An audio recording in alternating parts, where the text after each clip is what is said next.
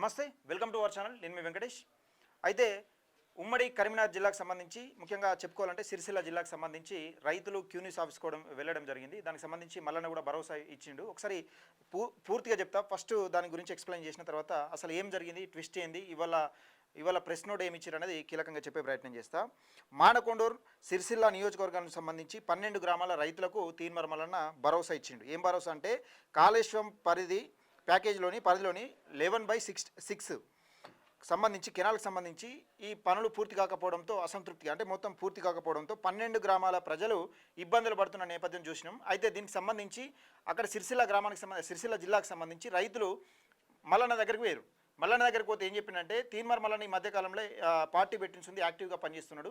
ఎక్కడ ప్రజల సమస్య ఉన్నా కానీ అక్కడికి వెళ్ళి దాన్ని పెద్ద ఎత్తున ఒక ప్రభుత్వానికి హెచ్చరిక జారీ చేస్తున్న నేపథ్యం చూస్తూ ఉన్నాం. అయితే తీన్మార్ మల్లన్న రావడంతో పెద్ద ఇష్యూ అవుతుందనే నేపథ్యంలో దీన్ని అడ్డుకోవాలనే కుట్రలో భాగంగా ఒక స్టేట్మెంట్ అయితే వచ్చింది.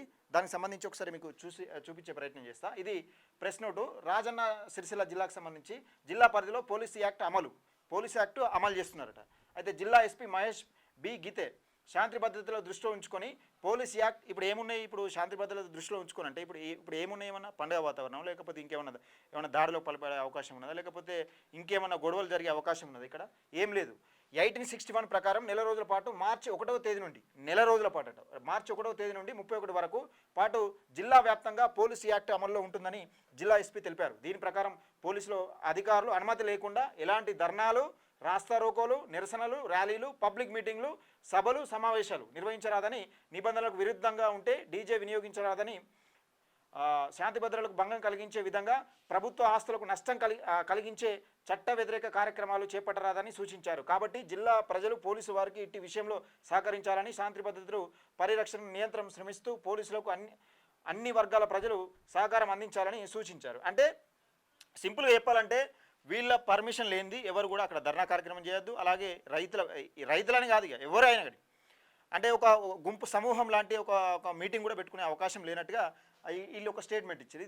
దేనికోసం ఇప్పుడు ఎందుకోసం ఇచ్చిందంటే తీన్మార్ మల్లన్న 4వ తారీఖు నాడు అక్కడికి రైతులకు భరోసాను ఇచ్చిండు. నేను వస్తా, ఆ ఇష్యూను పెద్ద చేస్తా, నిజంగా ప్రభుత్వం దృష్టికి తీసుకెళ్తానన్న నేపథ్యంలో కేటీఆర్ గారు, గౌరవ కల్వకుంట్ల తారక రామారావు గారు ఇగో ఈ పన్నాగం పండింది అన్నట్టు. అంటే తీన్మార్ మల్లన్న రావడం వల్ల ఎందుకు అంత భయం అవుతుంది మీకు?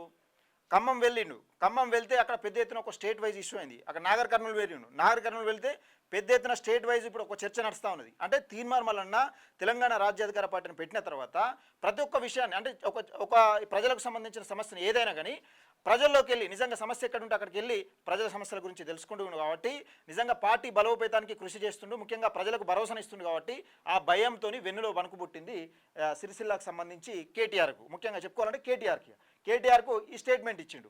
కేటీఆర్కు కొంచెమన్నా సిగ్గు ఉండాలి, ఈ స్టేట్మెంట్ ఇవ్వడానికి కొంచెమన్నా సిగ్గు ఉండాలి. ఎందుకంటే మల్లన్న రాకని చూస్తేనే అంత భయమై నువ్వు ఈ స్టేట్మెంట్ ఇప్పించినావంటే ఏ విధంగా ఉందనేది ఒకసారి ఆలోచన చేసుకోవాలి. ఏదేమైనప్పటికీ మల్లన్న పోరాటం ఆగది, మల్లన్న రాక ఆగది, రైతులకు భరోసాగా ఉంటాడు. ఈ సమస్యను రాష్ట్ర వ్యాప్తంగా తీసుకుపోయే ప్రయత్నం చేస్తాడు 100%. ఇది ఒకటే కాదు, తెలంగాణ రాష్ట్రంలో సిరిసిల్లకు సంబంధించి ఇది ఒకటే దీనికి సంబంధించే కాదు, ఈ మానకొండూరు ఈ కెనాల్కి సంబంధించి కాదు, అసంతృప్తిగా ఉన్నాయి. కరీంనగర్ జిల్లా వ్యాప్తంగా అనేకమంటున్నాయి. నేను మొన్న కూడా చెప్పిన కరీంనగర్ జిల్లాకు సంబంధించి చొప్పదండి నియోజకవర్గంలో నారాయణపూర్ రిజర్వేర్ గురించి కుడి కాలువ కెనాల్ పూర్తి కాకపోవడంతో అక్కడ అంత 10 కిలోమీటర్లు లేదు. అక్కడ ఏది నారాయణపూర్ పంప్ హౌస్కును రైతులు ఎండిపోతున్న పొలానికి 2 ఎకరాల పొలం దాదాపుగా రైతు 5,60,000 పెట్టిండు.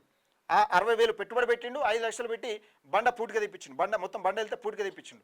కానీ అక్కడ మొత్తం ఎండిపోయినాయి, వాటర్ బాగా ఎండిపోయి మొత్తం వాటర్ లేకుండా అయిపోయినాయి. మనం అక్కడ పోయి వీడియో చేయడం జరిగింది. దానికి సంబంధించి కుడి కాలువ అనేది కెనాల్ అనేది పూర్తి కాలే. వాస్తవానికి చెప్పాలంటే ఇక్కడ వైఎస్ రాజశేఖర రెడ్డి వచ్చిన తర్వాత కరీంనగర్ జిల్లాలో ఒక కెనాల్ ప్రారంభించారు. ఆ కెనాల్ ప్రారంభించి ఆ పూర్తి స్థాయిలో దాన్ని రైతులకు ఈ పంప్ హౌజ్ల ద్వారా ఈ కుంటలు నిండాలి. వాస్తవానికి ఏంటంటే నారాయణపూర్ పంప్ హౌజ్ ఈ పరిధిలోని ఆ చెరువులు నింపుకుంటా ఫుల్ అయినప్పుడు మాత్రమే రైతులకు ప్రతి చుక్క రైతులకు చేరే అవకాశం ఉంటుంది. కానీ చేరకుండా దాన్ని మళ్ళీ 2వ కెనాల్ తీసే కార్యక్రమం చేస్తున్నారు. ఎవరి కోసం? ఇదంతా కేసీఆర్ ఆడుతున్న డ్రామాలో భాగంగానే. అంటే వాళ్ళ ఇప్పుడు ఎట్లున్నారంటే నెత్తిల గంగ ఉన్నది కానీ మనకు పనిచేయదు అన్నట్టుగా కరీంనగర్ జిల్లాకు సంబంధించిన అక్కడ ప్రజలు ఆవేదన చాలా ఘోరంగా ఉన్నది. ఇది ఏదేమైనప్పటికీ ఈ సమస్యను పెద్ద ఎత్తున దృష్టిలోకి తీసుకెళ్తాం, రాష్ట్ర ప్రభుత్వం దృష్టిలో తీసుకెళ్తాం. అలాగే కరీంనగర్ జిల్లాలో, ఉమ్మడి కరీంనగర్ జిల్లాలో తీన్మార్ మల్లన్నకు సంబంధించి పర్యటన ఇంకా పెద్ద ఎత్తున పెట్టిస్తాం. ఎందుకంటే రైతులు, మీరు ఏ ప్రభుత్వం గద్దెనెక్కడానికి కోసమైనా రైతులను వాడుకొని రైతు అనే సెంటిమెంట్ను వాడుకొని రైతులను అడ్డంగా బకరాలను చేస్తూ ఉన్నారు. మీకు రైతుల పేరు చెప్పుకొని అప్పులు చేస్తూ ఉన్నారు, రైతుల పేరు చెప్పుకొని రైతు బంధని బడాబాబులకు వేస్తూ ఉన్నారు. ఈ నేపథ్యంలోనే అనేకమంది రాష్ట్రం మీద అప్పుల పాలు చేస్తూ ఉన్నారు. దీన్ని తిప్పుకొట్టే ప్రయత్నం చేస్తాం. 100% మీరు రైతులను ఏ విధంగా మోసం చేస్తున్నారు తెలంగాణ ప్రజానికానికి, అలాగే ముఖ్యంగా ఉమ్మడి కరీంనగర్ జిల్లా ప్రజానికానికి చూపించే ప్రయత్నం చేస్తాం. ఇది ఎన్ని కుట్రలు పడినా, ఎన్ని కుతంత్రాలు పడినా కానీ ఈ తీన్మార్ మల్లన్న రాకాగది. అక్కడ ప్రజల సమస్యలు, ముఖ్యంగా రైతుల సమస్యలు తెలంగాణ రాష్ట్రానికి వినిపించేలా ఆ రోజు తప్పకుండా వినిపిస్తాం.